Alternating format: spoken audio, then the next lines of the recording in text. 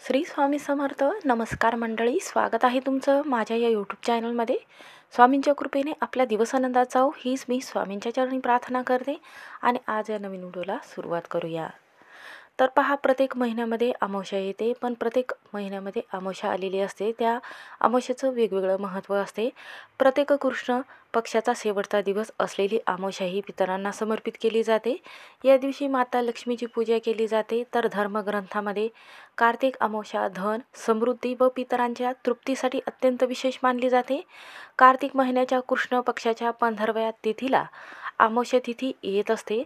तर यंदा आज 19 नोव्हेंबर वार बुधवार या दिवशी आलेली आहे कार्तिक अमावस्या. हा दिवस खूप खास म्हटला जातो. या दिवशी तर्पण विधी जी आहे तर ती केली जाते, पवित्र गंगेमध्ये जाऊन केली जाते. या दिवशी धनाची देवी माता लक्ष्मीची कृपा व्हावी त्यासाठी काही उपाय जे आहे तर ते केले जातात. धनसंपत्तीमध्ये वाढ होत असते हा जर उपाय केला तर. असं म्हटलं जाते की कार्तिक अमावस्येची दिवशी माता लक्ष्मीची आणि श्री गणेश व कुबेर देवताची पूजा केली जाते. या दिवशी लोक पितरांचा सन्मान देखील करत असतात. एखाद्या पवित्र घाटावर स्नान करत असतात गंगामध्ये आणि पिंडदान, पितृदान, तर्पण केले जाते. असं म्हटलं जाते की हा दिवस शुभ असल्यामुळे पितृतर्पण करणाऱ्या व्यक्तींना पितरांची शांती मिळत असते, मोक्षप्राप्ती होत असते अशी श्रद्धा आहे. भजन, कीर्तन, दान व धार्मिक कार्य केल्याने पापापासून मुक्तताही मिळत असते. म्हणून या दिवशी आपल्याला संध्याकाळी कापुरासोबत ही वस्तू जाळायची आहे. ही वस्तू जाळल्यामुळे 7 पिढ्याचे दारिद्र्य नष्ट होते, कठीणातील कठीण समस्या दूर होऊन प्रत्येक कामात यश मिळू लागते, घरात अखंड लक्ष्मी नांदत असते, घराची मुलाची भरभरून प्रगती होत असते. म्हणून संध्याकाळी कोणती वस्तू जी आहे तर ती कापुरासोबत जाळायची आहे, ज्यामुळे घरामध्ये जे दुःख आहे, संकट आहे, वास्तुदोष आहे, नकारात्मकता आहे किंवा दोष लागलेले आहेत तर ते कमी होत असतात.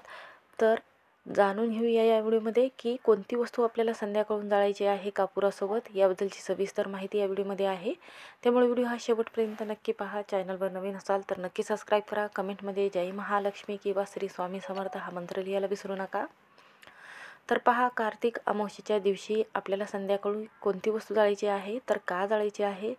तर पहा, आपल्या घरामध्ये जो वास्तुदोष असतो, नकारात्मकता असते, ती इतकी वाढलेली असते की याचा प्रभाव थेट आपल्या घरातील सदस्यावर होतो. मुलंबाळं आजारी पडायला लागतात किंवा पती जे आहेत तर ते आजारी पडायला लागतात. घरामध्ये असूनसुद्धा असल्यासारखं वाटत नाही किंवा घरामध्ये माता लक्ष्मी स्थिर राहत नाही, घरामध्ये पैसा येत नाही, कर्ज वाढत जाते. घरामध्ये जर आपण हा कापूर जाळला तर घरातील सर्व विघ्न, दोष, नकारात्मकता दूर होते. असं म्हटलं जाते की संध्याकाळी काही ठिकाणी दिवे लावले जातात, ज्यामुळे माता लक्ष्मी प्रसन्न होत असते आणि घरातील संपूर्ण दारिद्र्य, गरिबी दूर होत असते. कार्तिक अमावस्येच्या दिवशी धनसमृद्धी प्राप्त करण्यासाठी काही आवश्यक उपाय केले जातात. म्हणून या दिवशी सकाळी स्नान केल्यानंतर सर्वात प्रथम आपल्याला सूर्यदेवाला अर्घ्य द्यायचा आहे. सूर्याला अर्घ्य देत असताना ओम सूर्यदेवाय नमः, आदित्याय नमः असं म्हणायचं आहे.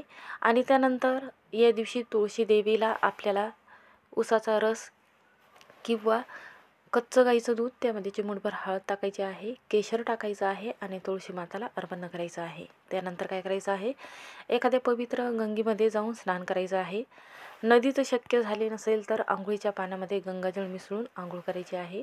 पिवळ्या किंवा लाल रंगाचे वस्त्र परिधान करायचे आहे. त्यानंतर सूर्यदेवाला अर्घ्य देत असताना ओम नमो नारायणाय हा मंत्र आपल्याला म्हणायचा आहे. त्यानंतर या दिवशी आपल्याला घरामध्ये सुख, शांती, समृद्धी टिकून राहण्यासाठी एक कलश घ्यायचा आहे. त्यामध्ये थोडेसे काळे तीळ, गंगाजल, खडे मीठ आणि थोडंसं गोमूत्र टाकायचं आहे.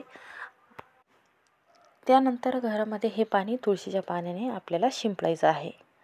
त्यानंतर काय करायचं आहे, आपल्याला दक्षिण दिशेला एक दिवा लावायचा आहे. तर हा दिवा कशासाठी लावायचा आहे तर आपल्या घरामध्ये सुख संपत्ती राहावी.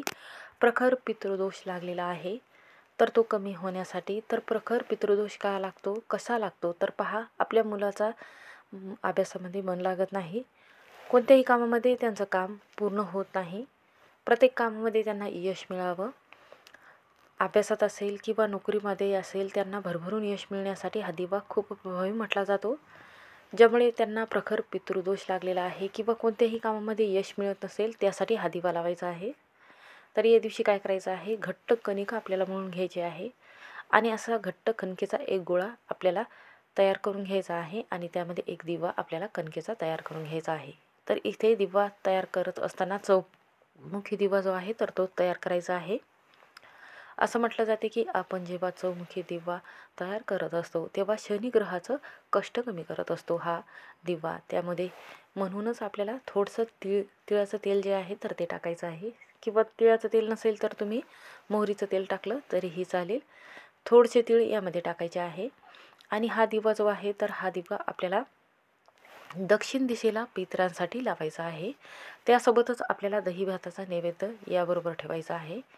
आणि त्यानंतर काय करायचं आहे, एक ग्लास पाणी घ्यायचं आहे, अगरबत्ती घ्यायचं आहे आणि दक्षिण दिशेला उभं राहून आपल्याला आपल्या कुलदेवतेला आणि आपल्या पितरांना स्मरण करायचं आहे की माझ्या घरामध्ये दुःख, संकट, विघ्न आहे ते कमी होऊ द्या, माझ्या मुलांची भरभरून प्रगती होऊ द्या आणि आपले पृथ्वी जे आहे, आपले जे पूर्वज आहेत तर पृथ्वी तलावर येत असतात आणि आपल्या मुलांबाळाला आशीर्वाद देण्यासाठी येत असतात. म्हणून त्यांची जर या दिवशी पूजा केली आणि या दिवशी काही जर सेवा केली, पितृसूक्त या पठणाचं जर तुम्ही पठण केलं तर सर्व कार्य सफल होत असतात. म्हणून दक्षिण दिशेला बसून हा पाठ आपल्याला पठण करायचा आहे. त्यामुळे सर्व कामात यश मिळत असते.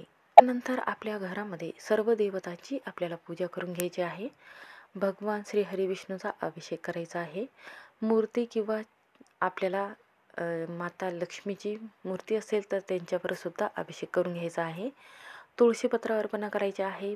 पिवळी फुले, चंदन व शुद्ध तुपाचा दिवा लावायचा आहे आणि श्री विष्णुदेवाय नमः या मंत्राचा 108 वेळा जप करायचा आहे. यामुळे काय होते की सकारात्मक ऊर्जा लाभत असते आणि धन लाभाचे मार्ग वाढत असतात. यामुळे काय करायचं आहे, अजून एक दिवा आपल्याला बनवायचा आहे. तर एक कणकेचा दिवा अजून एक तयार करायचा आहे आणि हा नदीमध्ये आपल्याला सोडायचा आहे. रात्रीच्या वेळी पिठाचा दिवा बनवून किंवा मातीच्या दिव्यामध्ये तिळाचं तेल किंवा थोडंसं तूप टाकायचं आहे. दोन्हीमधील तुम्ही तेल टाकू शकता किंवा तूप टाकलं तरीही चालेल. त्यानंतर आपल्याला काय करायचं आहे, 2 वाती या दिव्यामध्ये टाकायचे आहे आणि त्याला हळद लावायची आहे आणि हा जो दिवा आहे तर एखाद्या नदीमध्ये आपल्याला प्रज्वलित करायचा आहे. हा दिवा कोणत्याही पवित्र नदीमध्ये किंवा वाहत्या पाण्यामध्ये प्रवाहित करावा. हा उपाय केल्याने सर्व मनोकामना पूर्ण होतात, कठीणातील कठीण समस्या दूर होते आणि सौभाग्य वाढवणारा आणि दुःख दूर करणारा हा दिवा म्हटला जातो. म्हणून असा संकल्प आपल्याला घ्यायचा आहे. सकाळी गंगा किंवा कोणत्याही पवित्र नदीमध्ये स्नान करावे. नदीजवळ जर तुमच्याच्याने जाणं शक्य होत नसेल तर आंघोळीच्या पाण्यामध्ये गंगाजल टाकून आंघोळ करायची आहे आणि त्यानंतर सूर्यदेवाला अर्घ्य द्यावे. पितृतर्पण करायचं आहे सकाळी स्नान झाल्यानंतर, किंवा एखाद्या ब्राह्मणांना आपल्याला दानधर्म करायचा आहे. तुम्ही तिळदान करू शकता किंवा वस्त्रदान करू शकता. अशी गाय असेल, कुत्रा असेल किंवा कावळा मुंग्यांना या दिवशी गुळपोळीचा नैवेद्य किंवा साखर खाऊ घालावी. यामुळे जीवनातील जेवढे संकट आहे, दुःख आहे हे वाटायला येत नाही. प्रखर पितृदोष हा कमी होतो. म्हणून हा उपाय जो आहे तर ते केला जातो.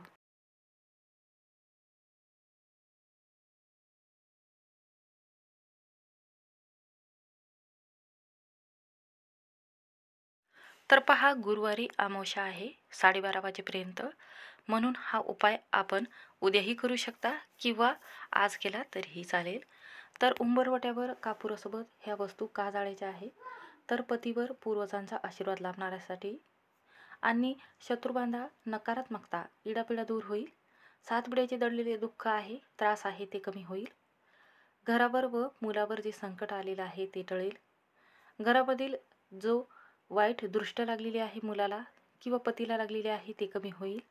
आणि घरामध्ये जे उंबरवाट्यावर आपण घरामध्ये जेव्हा पाय टाकतो तेव्हा बाहेरून फिरून आल्यानंतर आपल्या मनामध्ये एक नकारात्मकता तयार होते. बाहेरचे दोष जे आहे ते आपल्या घरामध्ये आपण जेव्हा येत असतो तेव्हा आपल्या घरामध्ये प्रवेश करत असतात. तर ते दोष आपल्या घरावर किंवा मुलांबाळावर होऊ नये किंवा नकारात्मकता येऊ नये, घरामध्ये पॉझिटिव्ह एनर्जी तयार व्हावी, त्यासाठी आपल्याला उंबरवट्यावर ही वस्तू जाळायची आहे. तर या दिवशी एक नारळ आपल्याला विकत घेऊन यायचा आहे. त्यानंतर हे जे नारळ घेत असताना आपल्याला एका तांब्याच्या ताटामध्ये घ्यायचं आहे. त्यानंतर काय करायचं आहे, यावर 5 भीमसेन कापूर आपल्याला घ्यायचे आहेत, वडे घ्यायचे आहेत. जर तुमच्याकडे भीमसेन कापूर नसेल तर तुम्ही घरातील कोणताही कापूर घेऊ शकता. त्यानंतर काय करायचं आहे, थोडेसे तीळ घ्यायचे आहे आणि पिवळ्या रंगाची मोहरी इथे घ्यायची आहे. मुलाला दक्षिण दिशेला तोंड येणार नाही, पूर्व किंवा पश्चिम किंवा उत्तर दिशेला तोंड येईल असंच बसवायचं आहे. त्यानंतर घड्याळाचा जसा काटा फिरतो तशाच पद्धतीने आपल्याला 7 वेळा मुलांवरून ही पिवळी मोहरी आणि काळे तीळ उतरून घ्यायचे आहे 7 वेळा. माझ्या मुलाची नजर जी आहे ती गेलेली आहे किंवा माझ्या मुलावर संकट विघ्न आलेले आहेत, ते टळले आहेत, असं आपल्याला 7 वेळा बोलायचं आहे. आणि एखाद्या व्यक्तीचं नाव घेऊन आपल्याला हा उतारा जो आहे तर तो काढायचा आहे आणि त्यानंतर त्याला घेऊन जायचं आहे आणि त्यावर ह्या वस्तू आपल्याला प्रज्वलित करायच्या आहे. हा कापूर 5 घेतलेला आहे वड्या, तर तेही पूर्ण प्रज्वलित करून घ्यायचे आहे. त्यानंतर मुख्य उंबरवट्यावर जायचं आहे. मुख्य उंबरवट्यावर गेल्यानंतर आपल्याला 7 वेळा मुख्य उंबरवट्यावर हे नारळ वाहून घ्यायचं आहे आणि आपल्या उजव्या साईडला फोडून ठेवायचं आहे. आणि त्यानंतर हे नारळ जे आहे तर एखाद्या निर्माल्यामध्ये टाकायचं आहे. घरातील उतारा काढल्यामुळे किंवा मुलाचा उतारा काढल्यामुळे हे जे नारळ आहे तर ते मुलाला खायला चुकूनही देऊ नका, कारण या नारळाने आपल्या घराची आणि मुलाची दृष्ट काढलेली आहे, ज्यामुळे मुलाला चुकूनही हे नारळ खायला द्यायचं नाही. नदीमध्ये प्रवाहित करायचं आहे किंवा चौरस्त्यामध्ये तुम्ही टाकू शकता, एखाद्या झाडाखाली टाकू शकता. असं केल्याने पतीवर पूर्वजांचा आशीर्वाद लाभेल, घरामध्ये सुख समृद्धी येऊ लागेल, माता लक्ष्मी प्रसन्न होईल, घरातील विघ्न टळेल, कर्ज झालेलं आहे तर ते कमी होईल आणि प्रत्येक कामामध्ये पतीवर आलेलं संकट टळेल. करून पहा. श्री स्वामी समर्थ.